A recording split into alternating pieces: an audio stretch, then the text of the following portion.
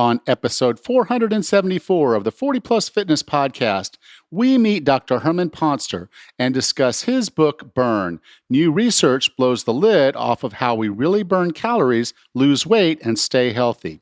You can find the full show notes for this episode at 40plusfitnesspodcast.com/479.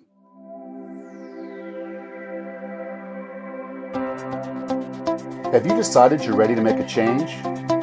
To reclaim your health and fitness? The 40 Plus Fitness Podcast is here for you. I'm your host, Alan Meisner. I'm an NSAM certified personal trainer with a specialization in corrective exercise and fitness nutrition. Let me be your coach as you find your way on your health and fitness journey. All right, let's go. If you have some weight to lose, I encourage you to check out the 40 Plus Fitness GAS program. Now, GAS stands for Guidance, Accountability, and Support, and you get that and more with the 40 Plus Fitness GAS program. In this program, I help you figure out the right ways to eat and the right ways to move to get healthy and fit in a way that's right for you. This is not some cookie cutter program. This is custom coaching just for you in a small group platform. And what I mean by small group is the group will never be more than 15 people going through the same program at the same time. So you get to work with people one-on-one and as a part of a group. And so having me as your coach and having the others there for the support is really a cool way to get healthy and fit and have a lot of fun doing it along the way. The people who are going through the program right now are doing great. I'm really excited about what this program can do for you. So I encourage you to go to 40plusfitnesspodcast.com/gas. That's GAS. Get the guidance, accountability, and support you need to be successful on your health and fitness journey. Go to 40plusfitnesspodcast.com/gas today. Raz, how are you? Great, Alan. How are you today? I'm doing okay. I'm doing okay. I went out for a good long walk this morning, and I think nice. my electrolytes are a little low. So I'm gonna have to start working on that and make sure that I'm doing what I'm supposed to do. And so I think in a few minutes here, when we get off this call, I'm gonna fix myself some of that hydrate. Nice. It's basically their electrolyte product, and I might do a little Facebook video, of that so people can see what it is. I forget the flavor I have in my pocket right now, but yeah, I think I'm going to do that because I just feel like my electrolytes are low, so my energy might be a little low today, and I apologize if that's the case. But nice.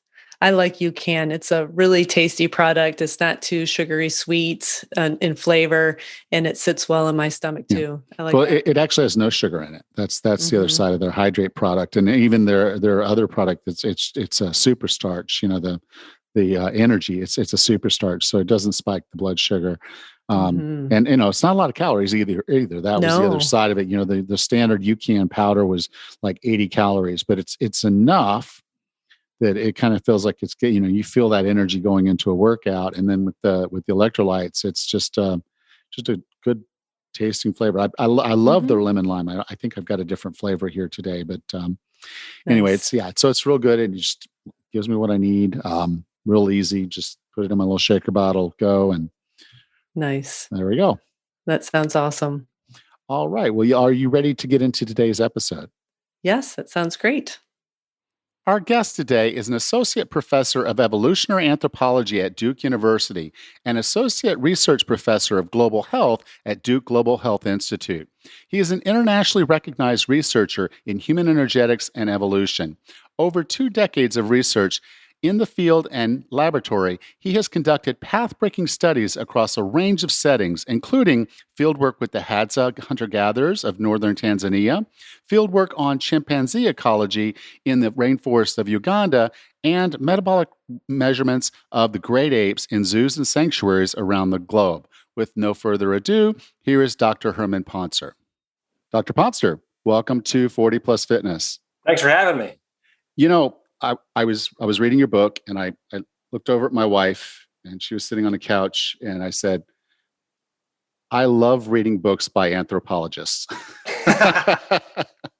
Yeah. they're just, even if you didn't tell some of the stories about lions and, fires and all the other things that are in this book. So I'm not going to let the dog out of the bag right now. You guys need to get this book to read those stories. But even if you didn't have those Indiana Jones moments, if you will, this was just a fascinating book. Well, thank you so much. It was really fun to write. I read a lot of books. I read a lot of books, and I really I just got into this, and I'm like, okay. And now I get why he says that. Okay. And I'm like, oh, wow, I didn't know that. And holy crap. That's great. That's really great. I mean, you said blows the lid off of how we really burn calories, because the book we're actually going to talk about is called Burn. New research blows the lid off of how we really burn calories, lose weight, and stay healthy. And you did. You blew my lid off anyway. Cool. Thanks, man. Thank you. Okay, so let's dive into this, because I will go on to MyFitnessPal and I'll go in there and I'll key in. Okay, I'm 55 years old and I'm 5'11" almost, and I weigh about 205 pounds, and I'd like to weigh 190. And so it'll spit back a bunch of numbers at me and say, okay, you need to eat 2,100 calories per day in these proportions. And then I go in and I do my thing. And I'm like, I got on an elliptical machine, and the elliptical machine I like because it says 750 calories per hour versus the one that said 600 calories per hour. That's right. And then I eat what I eat, and I put it in the app. I'm like, okay, yeah, I had this, I had that. And I had one serving of nuts. I had, one serving of that. Mm-hmm. And then it tells me in 6 weeks, you'll reach your goal, because you're eating this way. And somehow every day, it's like chasing the end of a rainbow. It's on the next horizon. It's on the next horizon. Can we talk a little bit about these things, like the basal metabolic rate, BMR, our activity level, and why that math? What's going on there when we're trying to figure out our expenditures, trying to figure out how we can burn calories to lose weight, why that's not quite working out for us? Yeah. Gosh, where to start? So, I think it boils down to the way that we think about our metabolisms, right? So the way we've been taught to think about our metabolism, it's not nobody's fault, unless you're in this line of work, in which case it is your fault, I suppose. But it's my line of work, I should say. But, we've been taught to think about our bodies like simple engines, engineered and built to be irrational and easy to understand. And, and you can rev your engine higher with exercise and burn off more fuel. And, that kind of really simplistic, I like to call it like an armchair engineer's version of how your body ought to work. Yeah. But by that logic, by those assumptions, then everything you just said is totally sensible, totally, within its own logic, totally true. And it's, you can't fault the internal logic of it, because it's the story that's been told for decades. And so, of course, it kind of holds together. The problem is that our bodies aren't engineered, right? They're evolved. And, your metabolic engine is not some simple thing that you can just, you can step on the accelerator or step on the brakes. You don't have a lot of control over it, actually.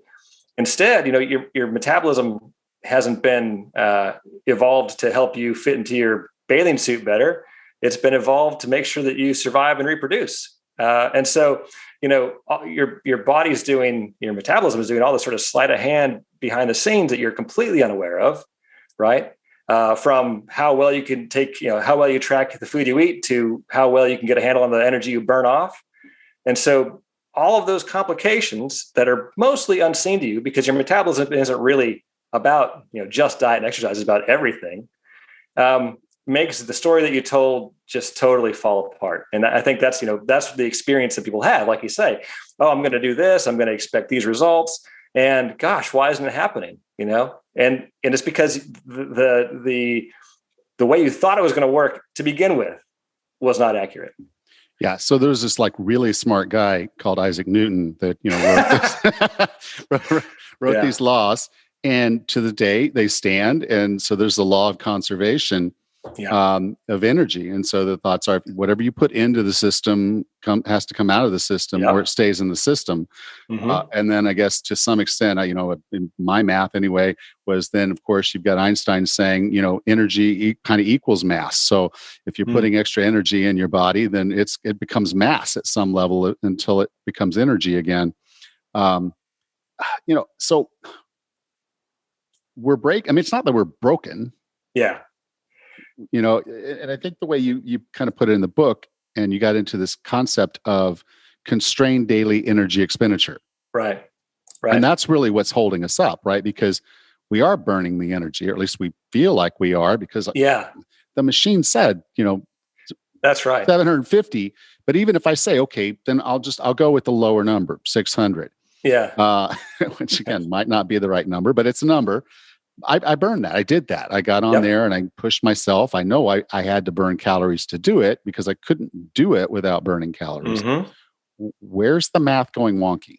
Yeah, right. So what you're describing is the way that people, even in the field of metabolism, have been thinking about this for over half a century. And it's based on this idea that all the tasks you do every day, we can just add them all up together, and that's going to give us, like your bill at the end of a shopping trip, going to give us the total calories that you burned that day. But what it doesn't tell you, right, because completely missing from that equation, is the fact that the more exercise you do, right, your body responds to that and goes, oh, okay, so we've got, we spent this much on exercise, or it's not really a day-to-day kind of adjustment. It's more of like a over weeks or months kind of adjustment. Oh, I've changed my lifestyle now. I'm exercising this much now. I'm spending this much energy on activity. I'm going to spend less on all the other tasks. So, most of what your body does every day, even if you're an active person, is not exercise. Most of what your body does every day is immune function and brain function and reproductive function and digestion function, all these sort of unseen tasks. And so you reduce those a little bit, and you basically make room for the 600 calories you just spent on your elliptical, right? And so it doesn't actually bump up the total number of calories you spend every day. Instead, your body's working to keep the total calories you spend every day within a narrow range, kind of like in the same way that your body keeps body temperature within a narrow range, right? If you go out on a cold day, you don't drop. You're not a reptile. You don't drop to 20 degrees Fahrenheit. Your body works hard to keep you warm. If you to keep it right at 98.6 or 37 degrees Celsius, whatever you prefer. Your blood sugar levels are kind of the same way. They can fluctuate up and down, but they're kept in a narrow range. Unless you have diabetes, and so that kind of homeostatic, we'd call it, maintenance of your daily energy expenditure within a narrow range. That's one of the really kind of exciting things that's come out of the work over the last 10 or so years that I've been doing, and some other folks as well. Yeah, we used to measure calories. When we wanted to kind of do it scientifically, you either had to be in a room where they pretty much could measure all your breathing, or you at least at some level have an apparatus on your face. Yep. So you're breathing into, so they can measure the carbon dioxide. And that's another little tidbit you had in the book that I actually knew beforehand, but that when we lose fat, we're losing most of it through our breath. That's right. All the carbon that you ate, you lose it all through your breath mostly as you breathe out carbon dioxide. But they've updated the science, and that's where you were a big part of actually executing that in some really remarkable situations of how we actually burn, how our actual metabolism works. Can you talk a little bit about this? Doubly labeled water. Doubly labeled water. Okay, it sounds sounds like Evian's almost they got a challenger now. I wish it was as cheap as Evian. It's actually super expensive. But so as you said, I'm an anthropologist. I'm trained in the field of human evolution and how our bodies evolved. And of course, humans have been evolving for 2 million years, since before we were Homo sapiens, as hunter-gatherers. And so, from my perspective, if you want to really understand how the body works, and you want to understand how humans are in a lifestyle that's similar to the ones that we used to live. Of course, we don't have a time machine, but you want to find a culture that holds on to some of those same traditions, right? And so we wanted to go and look at energy metabolism in a hunting and gathering population. This is back about 2007 or 8 that we were putting these grants together first. And we were sure that we were going to find exactly what you were saying before, that if they're more active, they're going to burn more calories. And we just were trying to document how much more. But nobody had ever measured total energy expenditures, total daily energy expenditures in a hunter-gatherer group for exactly the reason you described. You have to have somebody, typically you have to have somebody in a laboratory to do that. But with this doubly labeled water measurement, you can use this really cool isotope tracking technique, right? Some of the hydrogens are replaced with deuterium. Some of the oxygens are replaced with this isotope called oxygen-18.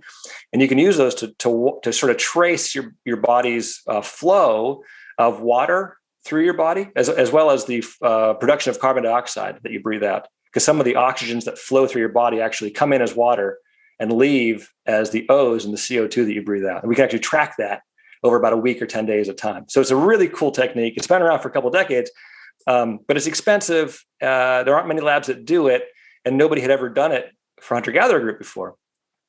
So we were so excited. We went and my colleagues, Dave Reichland and Brian Wood, and I went to northern Tanzania to do this with the Hadza community there. They're a modern community like any other group on earth right now, but they are hunter-gatherers. And so they kind of hold on to these old traditions. So they're a way to sort of see what that lifestyle is like, how it affects our bodies. And, we know they're super active. In fact, they get about 5 times more physical activity every day than a typical American or typical European or anybody in an industrialized, urbanized setting. And we were so sure, that we were going to see really high energy expenditures with them with this doubly labeled water technique. We just kind of wanted to document how much higher it was. And in fact, when we got the samples home, got them analyzed, it turns out that even though they're really, really physically active, they're burning the same number of calories every day as folks in the US and Europe and other industrialized countries.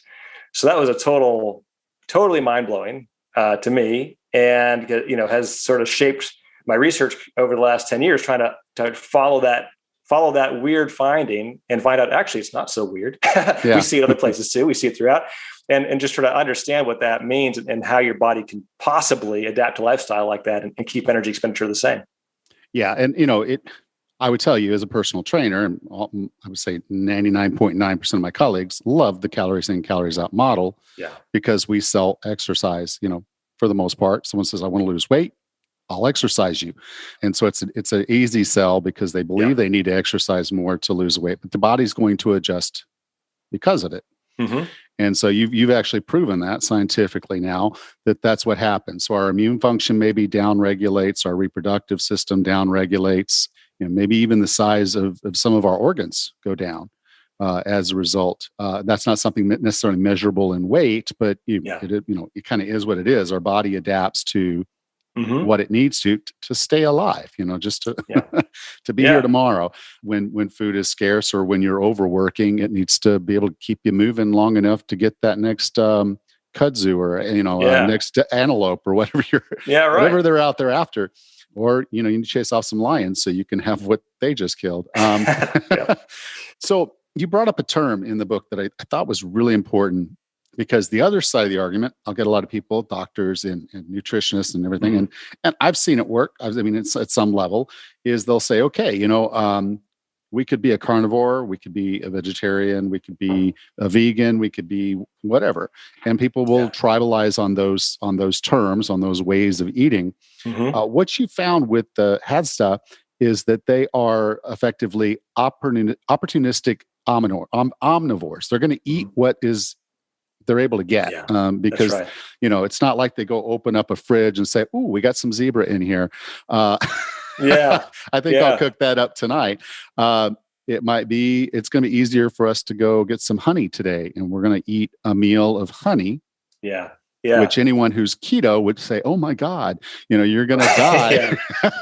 You're going to have diabetes." They don't have diabetes. They don't have heart disease. Incredibly healthy. Wonderful models of health. You wake up in the morning and you're out there getting food off of a wild landscape. They don't have any crops, any machines, any domesticated animals or plants. So any way to store their food, no electricity, right? So they're off every morning to get plants or animals to eat. And, women rack up like 12,000 steps a day. Men get like 19,000. If you're a step counter, men get 19,000 steps a day. It's an incredible amount of physical activity. But the diet is sort of what, they are not tribal in their diet the way that sort of, it's become fashionable to be here with in the industrialized world, where you have this, you're spoiled for choice, and have the opportunity to be tribal if you like to. They don't have that opportunity. They're eating whatever is available. Yeah. This episode of the 40 Plus Fitness Podcast is sponsored by UCAN. On the podcast, we often talk about low carb and ketosis as a way of managing your metabolism and how managing your blood sugar is key for weight loss and avoiding metabolic dysfunction. But how do we fuel a hard, long workout? I remember having a conversation with my trainer about low carb, keto, and fasted workouts. He was skeptical. I was getting stronger, but on my heavy days, especially when I was doing more than 6 reps per set, I would get winded and need longer rests than programmed. Had I known what UCAN Superstarch does then, I would have performed better and likely gotten even stronger. Most pre-workouts have sugar and stimulants that give you a big boost, but that is inevitably followed by a crash. UCAN's patented Superstarch is different. Superstarch has the remarkable ability to provide a steady release of energy without spiking blood sugar.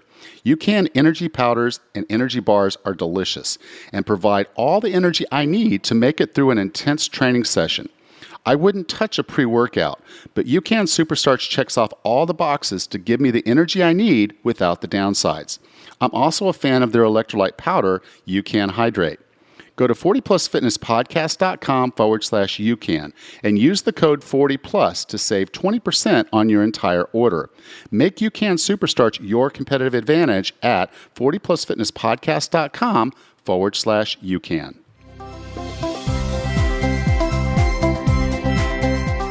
And so it's like, and they're not walking 19,000 steps just to get to the 7-Eleven and walk back. Right. They got to do something when they get there. They got to climb a tree or they got to dig up some roots. They eat a lot of tubulars. They eat honey. They eat animals that they kill or that they can scavenge off of other people, other kills. So it's just kind of fascinating that they eat what's there. And they still stay relatively healthy because, I imagine zebras are red meat. It's a leaner meat than a cow because they don't fatten zebras up for any particular reason. Right. No, the Hadza diet's great because you get to make everybody upset when you talk about their diet, They're not vegans for sure. They love to eat meat and they eat it when they can get it. And they like fat for that matter when they can eat it. But they eat a ton of plants too, and they eat sugar, right? We've done the analyses. The honey is just water and sugar, like it is when you buy it at the store here. So it's a real mix, and it changes, day to day, and it changes month to month. And they are not the exception, right? We look in the ethnographic record at other hunter-gatherer groups too. That most of them, of course, sadly now are in villages and that kind of stuff. But we have the historical records of what these people were eating. And, so no surprise. It's just like cuisine around the world is diverse today. Cuisine around the world was diverse, for these traditional folks as well. The paleo folks love to point out Arctic populations, the Inuit that's right. If you live up where no plants grow, that's right. You make a living without eating any plants.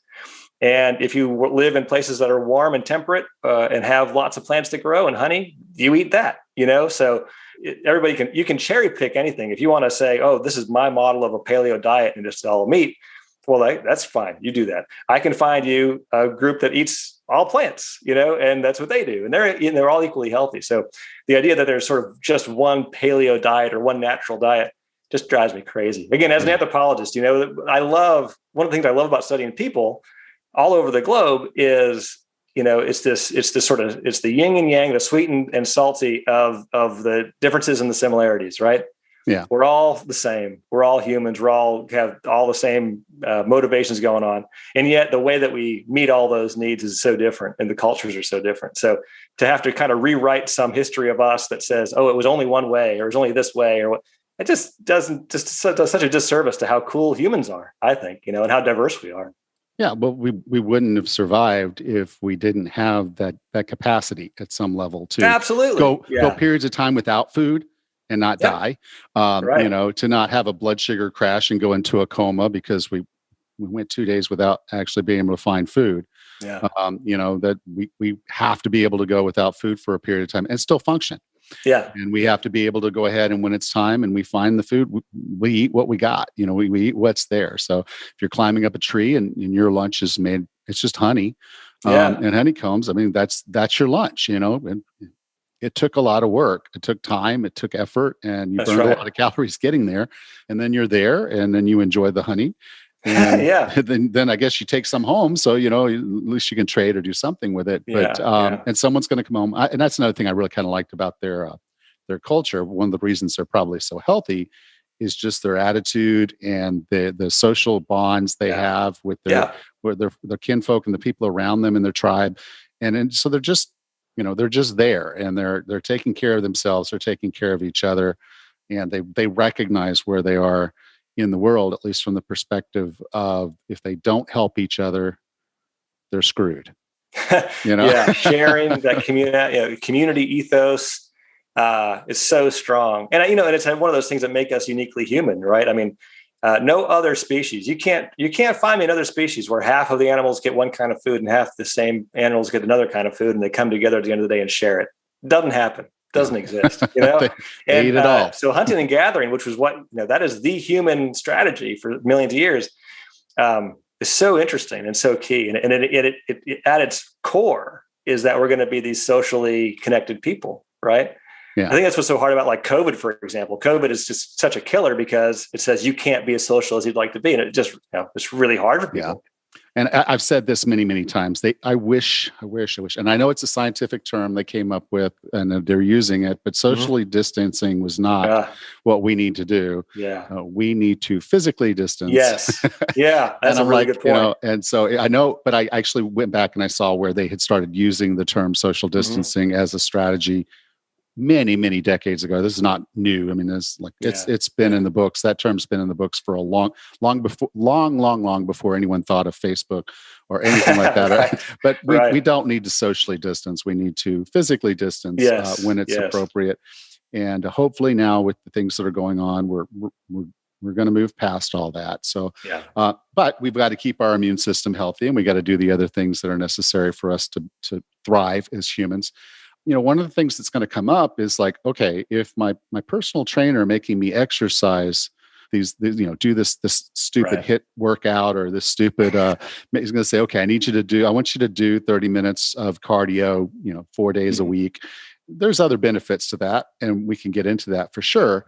But if it won't help me do what I want to do, which, from 90% of the people approaching a personal trainer, the first thing on their head is, I want to lose weight, or at least I want to lose body fat. I don't necessarily want to lose weight, but I call it weight because that's what everybody calls it, and that's what the scale calls it. Right. That's the easiest measurement tool I have available to me, the most cost-effective tool I have. So we'll just say, I want to lose weight. Why should I still do exercise?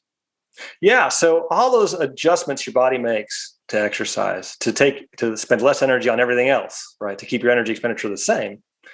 It turns out that those changes are, we think, and this is kind of bleeding edge science right now. I don't think this is stuff we're working on right now to know exactly how this all works out. But it seems like those changes, that downregulation of other stuff, is one of the big reasons exercise is so good for you, right? And so it helps actually put together a bunch of phenomena that people have noticed over the years, and it kind of knits it all together. So we know, for example, that if you exercise a lot, people who exercise a lot tend to have lower levels of inflammation.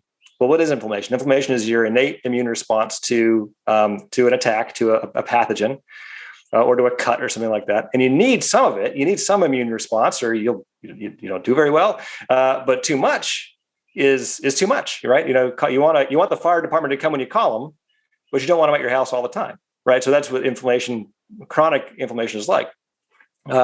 Stress reactivity, right? You need some stress reactivity to be normal and healthy.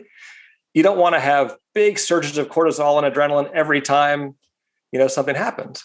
Reproductive hormones. Yes, you want to have them at a healthy level. Nobody wants any kind of dysfunction, of course. But it turns out that the levels that we typically have of testosterone and estrogen in places like the US and Europe and industrialized societies are much, much higher than they are in groups like the Hadza that are physically active. And by the way, the Hadza have just a fine time having, getting pregnant, having families. That isn't an issue, right? So we're not talking about where you suppress it to where there are issues. We're talking about just having it at a healthy level. And so all of those individual phenomena have been noticed before. And what I think the constrained energy expenditure does nicely is say, oh, okay, this is the framework, right? It's an energy framework. Because I'm spending more on activity, on exercise, because I'm doing the HIIT workout, okay, I'm getting stronger, my heart's getting stronger. That's all great. I don't maybe see the number on the bathroom scale changing very much, but what I also don't notice, but what is really good for me, is all the other amazing stuff it's doing for me because of that adjustment, right? So this isn't a don't bother exercising story. This is a here's why you have to keep exercising story, even if you're not getting the weight change you wish you had. Yeah. And I think that's just really, really hard for people to wrap their head around I want this thing. And those other things sound great. But living sounds great, but I'd really like to look good. Yeah. I'd like to look better in my casket. Yeah. It's just one of those things of saying, this, and the other thing I found is really interesting is the people who exercise are healthier. Yeah. Not necessarily, that they've lost the weight, but it's sort of that kind of that backwards to the energy model is they never really had a need to store extra energy anyway. Yeah. So when we get on the other side of that, and this is kind of one of my takeaways, and maybe I may be reading a little bit too much into it, but is if it took me 3 decades or even 2 decades to put on that extra 30 pounds, right. And I try to say, okay, I'm just gonna blast that elliptical every day of the week, and I'm gonna, I just want to keep seeing those 750s, just plop, plop, plop, plop, plop. And initially, it works. I'm eating better, and I'm seeing some things, or at least I'm eating less. Right. But then I get 3 weeks in, and I'm hungry.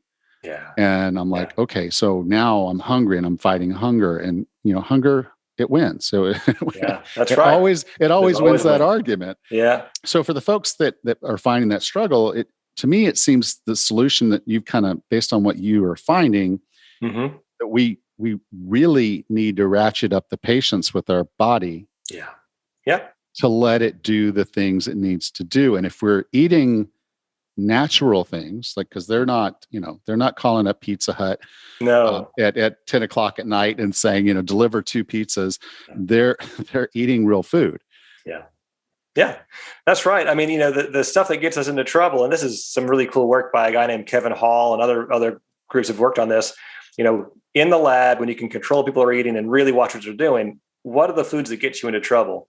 It doesn't seem like there's any particular nutrient that's the villain, Okay, eating too many carbs, yeah, sure. Too many of anything's bad. Too much fat's also bad.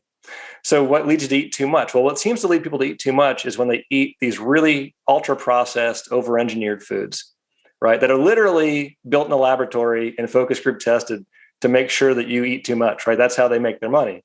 Yeah. And I'm actually, that's a pretty cynical take on it. And I'm not trying to vilify food industry for that matter. We should. It's more than the model. They're blatantly telling you this now. I mean, I remember a Super Bowl commercial.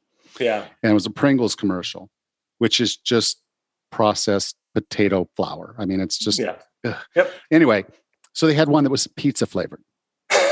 Okay. Right. And then the guy says he had another one. His friend had chicken. Yeah. So they put the chicken one on the pizza one, and they ate both of them at the same time. And they're like, ooh, chicken pizza. Yeah. And then they had barbecue. The other friend had barbecue, and they put all 3 of them. And so they've gone beyond you can't eat just one. Bet you can't eat just one to eat 3, stack them up, find multiple flavors that you like paired together or tripled together. Yeah. They're not even hiding. They're not even hiding their hand anymore. I know. And I mean, it is delicious. That's the problem.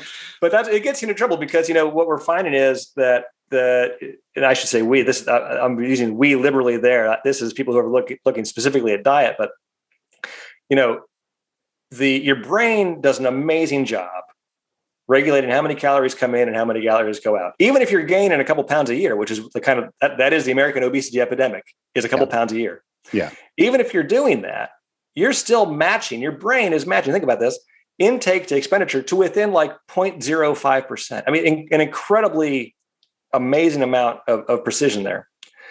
So then. Wow. So then how does it get even a little bit off track? Because that's what obesity is your brain's getting a little bit out of whack, matching intake and expenditure. And, it looks like it's these ultra processed foods that completely blow up your reward system, right? And your brain is like, oh my God, this is amazing.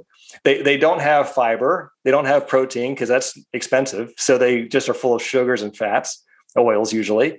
And so they don't have any of the indicators that your brain usually uses to tell you that you're full, like fiber and protein. They reward you like crazy. And so you want to bring in more. And so guess what? Your brain does just a little bit, just a little small error all the time, more and more and more. If you're eating that, those are the big killers. And what I love about this is one of the best pieces of evidence that that's what's going on here is that if you look at the hundreds of genes that have been associated with high BMI, with obesity, nearly every one of them is active in your brain, right? So it isn't your fat cells that are out of whack, or your liver cells that are out of whack, or your stomach, right? It's your brain cells that are they're not out of whack. They're a poor fit to this weird modern food environment we've made. So that's the crux right there. Like you're saying, how do you lose the weight? Well, if you just crash diet, your body's going to respond. If you hit the gym like crazy, your body's going to respond. You basically have to take these foods, engineer them back out of your life. And that's pretty much how you have to do it. Yeah. And then have the patience to let that play out.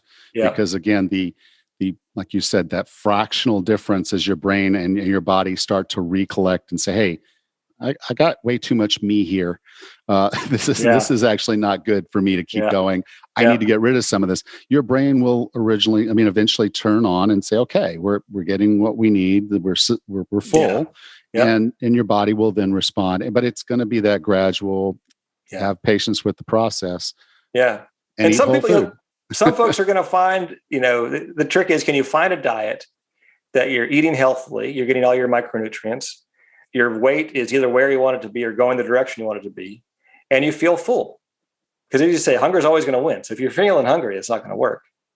And so, it's not a diet book. I don't want people to get the impression that this is, the next diet to eat. That's not the idea here. The idea is, what are the principles? How does your body work, right? What's the owner's manual look like so you can take charge of this thing?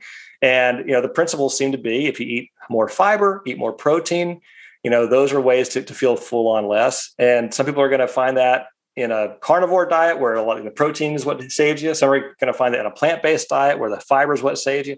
There's lots of ways to do it.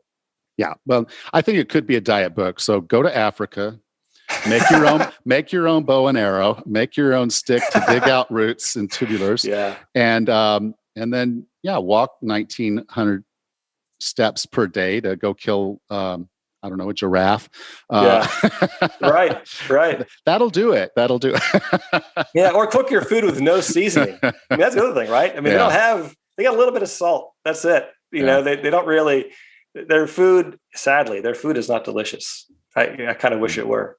The honey is delicious. Delicious. But how much honey can you eat? My Lord, anyway.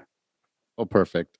So Dr. Pontzer, I define wellness as being the healthiest, fittest, and happiest you can be. What are 3 strategies or tactics to get and stay well? That's a great question. I would say get outside, because if you're outside, you're probably moving. You're probably breathing clean air. It lifts your mood. So get outside, stay connected, because, I think that's the social aspect of this. The social connections are really important. And then, don't trade diet for exercise or vice versa. Those are 2 different tools for 2 different jobs. And so you got to kind of do both. So I guess I squeezed in 4 on you there. You did. That's perfect. But that's what I'd say. Okay. If someone wanted to learn more about you, learn more about the book Burn, where would you like for me to send them? Well, the book's a good place to start. You could also check out what we're doing in the Pontzer lab here at Duke. Look us up on the Duke website. Or if you want to find out more about the Hadza, and for that matter, if you want to help the Hadza, because one of the things that we really try to do with our work is to give back, is check out the HadzAFund.org, HADZAFUND.org. And you can find out more about their culture, more about our work, and ways you can donate and help give back if you like. You can go to 40plusfitnesspodcast.com/478, and I'll be sure to have those links there. So Dr. Pontzer, thank you so much for being a part of 40 Plus Fitness.